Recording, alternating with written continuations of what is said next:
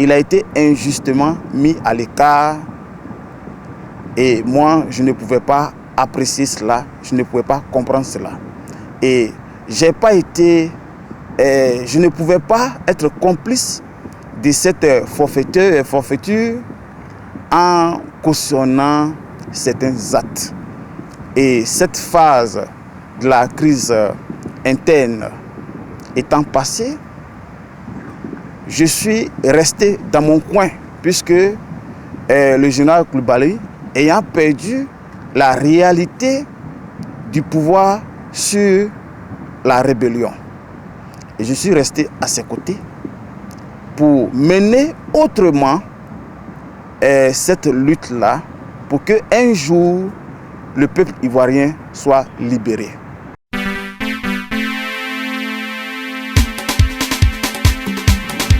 Par l'action qui s'est passée à Bobo, je vais parler bien sûr du commando invisible. Ce commando invisible, au début, tous les Ivoiriens se demandaient qui était ce commando invisible, qui faisait quoi, qui menait quelle action, quels sont ces individus. Il y a certains leaders politiques, et je le répète, qui étaient dans leur coin, ont même estimé que c'était une action de certains individus, notamment le peuple d'Abobo.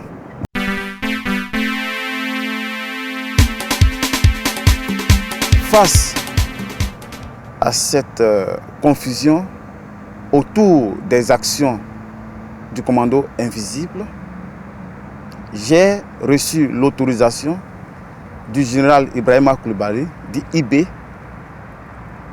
de faire une déclaration. Et nous avons dit dans cette déclaration que c'est le général Ibrahima Coulibaly qui était le chef, le guide et de ce mouvement. Ça a été un instant important pour moi parce que c'était vraiment une déclaration historique.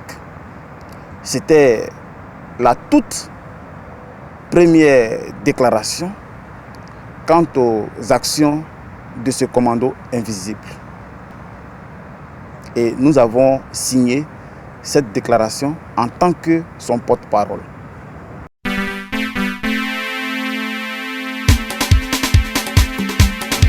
Ce que je voudrais dire aux Ivoiriens, le général Ibrahima Coulibaly a été un homme de conviction, a été un homme de droiture. Il est parti avec ses idées. Et ses idées, c'était d'apporter sa pierre à l'édifice qui est la Côte d'Ivoire, à apporter le changement qu'il fallait pour notre pays, à savoir le départ de Laurent Gbagbo du pouvoir. Souvent, ces actions, je vais dire son action, a été souvent mal interprétée. On l'a même présenté comme quelqu'un qui mangeait, entre guillemets, pour parler un peu comme les Ivoiriens, qui mangeait dans la même assiette que Laurent Gbagbo, qui même a reçu de l'argent de Laurent Gbagbo pour essayer de déstabiliser dans un premier temps l'ex-rébellion, pour essayer même d'assassiner Alassane Dramane Ouattara. Toutes ces informations, nous les avons entendues en Côte d'Ivoire. Je voulais rassurer les Ivoiriens que on peut tout dire dans ce pays qui est la Côte d'Ivoire, mais on se connaît en détail. On sait qui faisait quoi avec Laurent Gbagbo. Pour cette information, je voudrais tout simplement dire aux Ivoiriens que le général Ibrahima Coulibaly n'a jamais pris de l'argent avec Laurent Gbagbo pour essayer de déstabiliser quelqu'un. La preuve, comment ce monsieur, il va prendre de l'argent avec M. Gbagbo dans le but de créer ce mouvement qui était le commando invisible pour combattre Laurent Gbagbo dans plein Abidjan où personne n'osait sortir le nez pour faire front, pour faire face aux FEDES d'alors. J'ai dit qu'il ne faut pas être de mauvaise foi.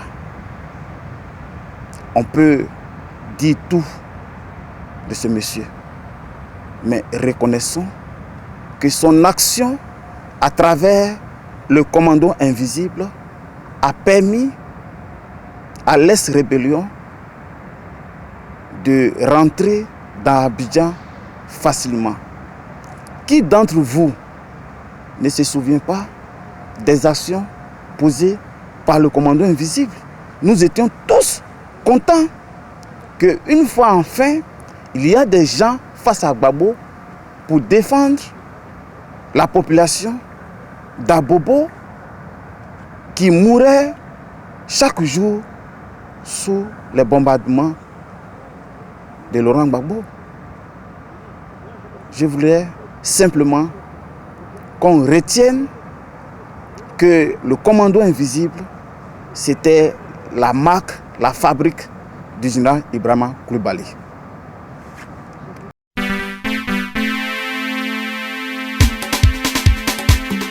Oui, vraiment, tout ça n'est que médisance parce que, étant quand même l'un des proches du général Ibrahima Coulibaly, ce monsieur n'a jamais eu l'intention de prendre le pouvoir, surtout que après les élections, la Côte d'Ivoire avait déjà un président qui s'appelle Alassane Dramane Ouattara, qui était même reconnu par l'ONU, par l'opinion internationale, par l'Union européenne et par la majorité des pays africains. Dans ce contexte, comment est-ce que le général Coulibaly pouvait faire un coup d'État pour s'accaparer le pouvoir d'État?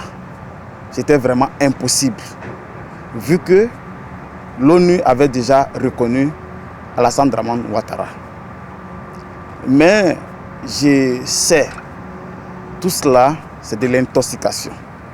Parce que avant tous ces événements, nous avions l'information depuis certaines bases que la décision de la mort d'Ibrahima Coulibaly avait été déjà prise.